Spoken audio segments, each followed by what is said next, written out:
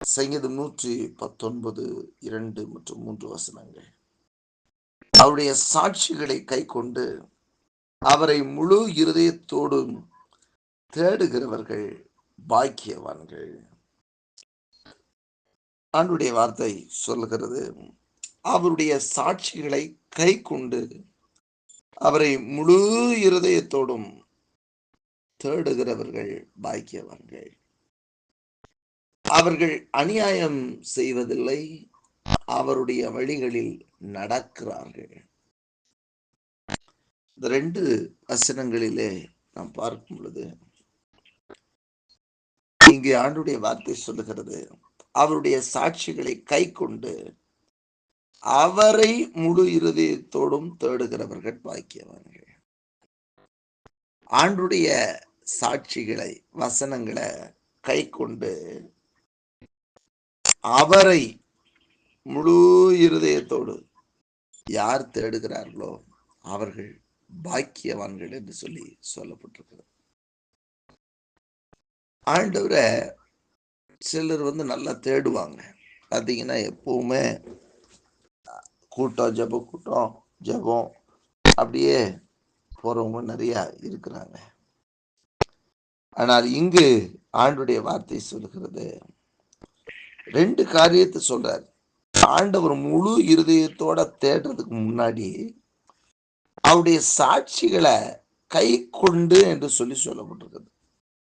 அப்படின்னா அந்த வசனத்தின்படி அவருடைய வாழ்க்கையும் இருக்கிறது.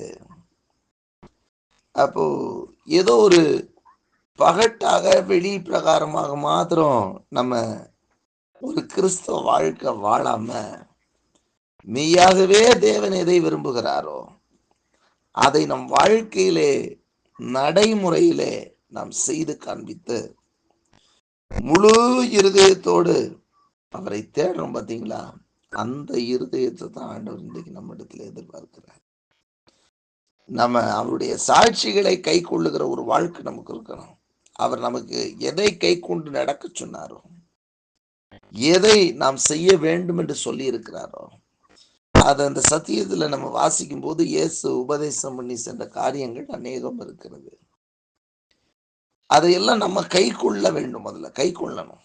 கை கொண்டுட்டு அப்புறம் அவரை முழு இருதயத்தோடு நாம் தேடுகிறவர்களாய் காணப்படும் போது பாக்கியவான்களாய் இருப்போம் என்று சொல்லி சொல்லுகிறார். ஏன் அவர் அப்படி சொல்றாரு அப்படின்னா, அடுத்த வசனத்துல சொல்றாங்க, அவர்கள் அநியாயம் செய்வதில்லை, அவருடைய வழிகளில் நடக்கிறார்கள். ஏன் அவங்க பாக்கியவான்கள்னா, அவங்க அநியாயம் செய்வது கிடையாது. அவர்கள் நீதியுள்ள நியாயாதிபதியின் பிள்ளைகளாக இருக்கிறபடினால அவர்கள் நியாயமானதை செய்கிறவர்களாக இருப்பார்கள். அநியாயம் செய்ய மாட்டார்கள். அவர்கள் அவருடைய வழியிலே, கர்த்தருடைய வழியிலே அவர்கள் நடப்பார்கள், நடக்கிறார்கள் என்று சொல்லி பார்க்கிறோம். ஆகவே இன்றைக்கும் நாம் ஆண்டவருடைய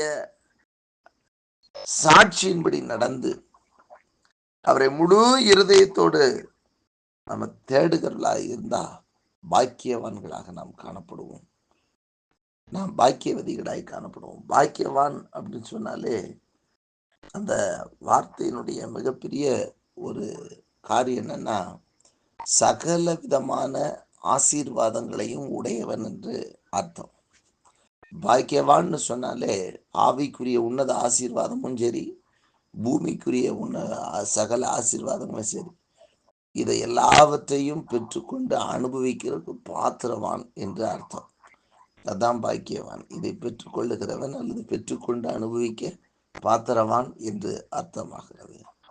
ஆகவே சகல விதமான ஆசீர்வாதங்களும், சகல விதமான ஆவிக்குரிய ஆசீர்வாதங்களும், பூமிக்குரிய ஆசீர்வாதங்களையும் அவன் பெற்றுக்கொள்வதற்கு பாத்திரனாக இருக்கிறான். யாரு? அவருடைய சாட்சியை கை கொண்டு நடக்கிறவன், ஆண்டோடைய வார்த்தைகளை கை கொண்டு அவரை முழு இருதயத்தோடு தேடுகிறவன். யார் ஆண்டோடைய வசனத்தின்படி தன் வாழ்க்கையை நடத்துகிறார்களோ, வாழ்க்கையை நடத்தி ஆண்டவரை முழு இருதயத்தோடு தேடுகிறார்களோ அவர்கள் பாக்கியவான்கள். அவர்கள் அநியாயம் செய்வதில்லை, அவருடைய வழிகளில் நடக்கிறார்கள். ஆண்டவருடைய வழிகளில் அவர்கள் நடக்கிறார்கள். ஆகவே அவர்கள் பாக்கியவான்களாக இருப்பார்கள். என்றால் கர்த்தரால் உண்டாயிருக்கிற சகல ஆசீர்வாதங்களையும் அவர்கள் பெற்றுக்கொள்வதற்கு பாத்திரவான்களாக, கர்த்தரால் வரக்கூடிய சகல நன்மைகளையும் அனுபவிப்பதற்கு அவர்கள் பாத்திரவான்களாக, இயேசுவின் நாமத்தினால் உண்டாயிருக்கிற எல்லா உன்னதமான ஆசீர்வாதங்களுக்கு அவர்கள் பாத்திரவான்களாக அவர்கள் காணப்படுகிறார்கள். ஆகவே தான் அப்படி ஆண்டுடைய வார்த்தை சொல்லுகிறது. அவருடைய சாட்சிகளை கை கொண்டு அவரை முழு இருதயத்தோடும் தேடுகிறவர்கள் பாக்கியவான்கள். அவர்கள் அநியாயம் செய்வதில்லை, அவருடைய வழிகளில் நடக்கிறார்கள். கர்த்தருக்கு மகிமை உண்டாகட்டும். நாம் கூட ஆண்டுடைய சமூகத்தில் விட்டு கொடுப்போம். அவர் நம்மை வழி நடத்தி